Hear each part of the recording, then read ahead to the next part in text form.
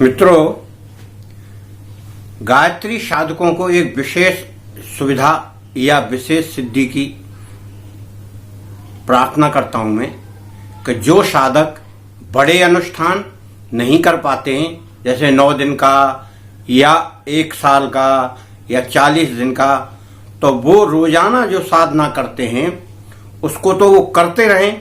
1 माला, 2 माला, 4 माला, 6 माला, जो भी 10 माला करते हैं, मगर अन्य जो बड़े अनुष्ठान हैं उनमें थोड़ा समय भी लगता है और अपने कार्य को छोड़कर भी जाना पड़ता है। तो उन साधकों के लिए ये विशेष अनुष्ठान की मैं एक प्रक्रिया बता रहा हूं। आप उस अनुष्ठान को करके लाभ प्राप्त कर सकते हैं और अपनी साधना में इजाफा कर सकते हैं और सिद्धि प्राप्त करने में सहायता मिलेगी, शक्ति भी प्राप्त होगी उससे। तो इसके लिए वो जो नियमित करते हैं उनके लिए है। वैसे तो कोई भी कभी भी भक्ति करो, उसमें कोई दिक्कत नहीं है, या गायत्री मंत्र कभी भी जपो आप, उसमें भी कोई दिक्कत नहीं है, कोई नुकसान देने वाला आइटम नहीं है। परंतु जैसे कोई इसमें ज्यादा रुचि ले रहा है और उसको समय नहीं मिल रहा है, तो वो उसके लिए ये एक विशेष आयोजन करना है और वो स्वयं ही करेगा इसको।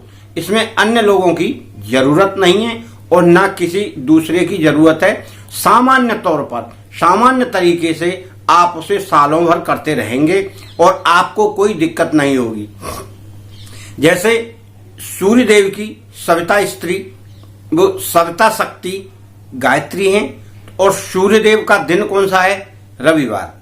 तो साधक रविवार को छुट्टी भी रहती है, तो साधक रविवार को नहा धोकर ब्रह्म मुहूर्त में बैठ जाए और बैठकर जितनी साधना वो रोज करता है उतनी तो उसको करनी है।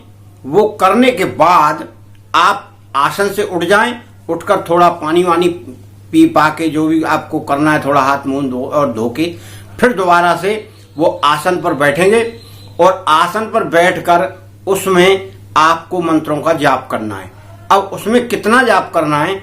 जितनी आपकी अनुष्ठान की प्रक्रिया हो। 1 माला, 2 माला, 10 माला, 20 माला, वो अनुष्ठान है आपका आज का। तो संडे का अनुष्ठान होगा। इस प्रकार से आप 12 महीने में जितने भी संडे हैं उनको कैलकुलेट कर लो कि कितना हमको माला जपने से हमारा मंत्र कितना होगा। आपको 1.25 लाख का करना है तो उसका आप कैलकुलेट कर लो कितनी माला करने से 1.25 लाख हो जाएगा। और 24,000 का जपना है तो आप 24,000 का जप लो। 1 माला रोज चलेगी, हर शनिवार को, या 2 माला चलेगी। इस प्रकार से, और 40,000 का जपना है, 1.25 लाख का जपना है, या 24 लाख का जपना है, जितना भी आपको जपना है उसके हिसाब से कैलकुलेट कर लें और ये इतवार का अनुष्ठान पूरा करें। पूरा करके दशांश आपको हवन करना है।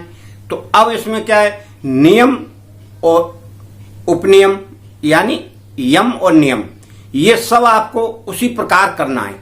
यानी आज संडे को हमें करना है तो कल यानी शनिवार से ही हमको स्वच्छ रहना है, साफ सफाई करके और ब्रह्मचर्य से रह के, और उस प्रकार से नियम धारण करना है। और हमें व्रत करना है उस दिन।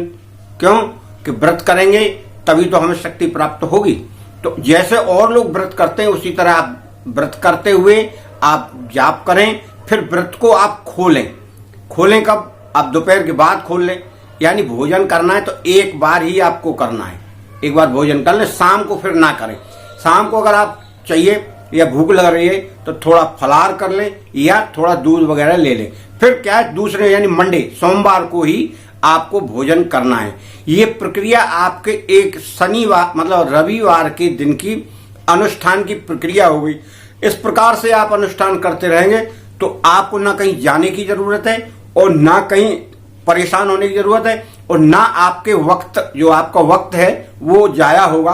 क्यों कि कहीं और जगह जाओगे आप, हरिद्वार जाएं, शांति कुंज, या मथुरा जाएं आप तपोभूमि में, या अपने घर पर ही 9 दिन का या इसका 40 दिन का या 1 साल का व्रत करेंगे तो उसमें काम छोड़ना पड़ेगा। इसलिए ये साप्ताहिक, इसको हमने अनुष्ठान का नाम दिया है। आप इस अनुष्ठान को बड़े प्रेम से, भक्ति के साथ और साधना रत होके इसको आप पूरा करें तो साल भर में आपका काफी संकलन हो जाएगा मंत्रों का, और हवन का भी हो जाएगा। आप और जो साधक डेली हवन करते हैं तो उनको मंत्र जपने में क्या है, तो वो एक अनुष्ठान हो जाता है उनका। और अनुष्ठान करने में मंत्र जपने के बाद जो हवन हम करते हैं उसमें क्रिया विधि से ही हवन करना चाहिए, क्योंकि हवन करने में ये है कि वहां का जहां पर है वहां के गांव देवता का नाम लेना है और श्री गणेश भगवान का नाम लेना है और सभी देवों को ब्रह्मा विष्णु महेश इंद्रदेव चंद्रदेव सूर्यदेव वरुणदेव वायुदेव ऋषि मुनि गंधर्व माताएं महाशक्ति रिद्धि सिद्धि और समस्त संसार के देवी देवताओं को सम्मिलित करके श्री गायत्री माता का नाम लेकर और सभी को आहुति देते हुए अंत में सारी सामग्री से 108 बार यानी 1000 मंत्र जप रहे हैं तो 108 बार आप मंत्र जप कर आहुति देंगे और फिर लास्ट में यज्ञ भगवान को प्रणाम करेंगे। यज्ञ भगवान की भी आहुति होती है, उसमें अग्निदेव की भी आहुति होती है। इस प्रकार से सभी देवों को एक एक बार अग्नि में हवन करने के बाद आपको गायत्री मंत्र का हवन करते हुए उसका समापन करना है। फिर उसके अंत में यज्ञ भगवान को प्रणाम करना है, सभी देवों को प्रणाम करना है। इस प्रकार से आपका ये अनुष्ठान यहाँ पूरा होता है और शाम को फिर आप इसकी समिधा कहते हैं राखी जो है उसको आप उठाकर रख देंगे और मोटी मोटी राख तो हटा लें और बारीक राख को आप अपने उपयोग के लिए रख लेंगे। जब कभी भी कहीं जरूरत पड़े तो आप इसका माथे पर तिलक लगाएं और किसी बाधा के लिए काम करना है तो आप इसी राख यानी इसी भभूति का उपयोग करें। ये बहुत एक तरह से सोने में सुहागा है, ये आपकी सिद्ध की हुई शक्ति का ही फल है।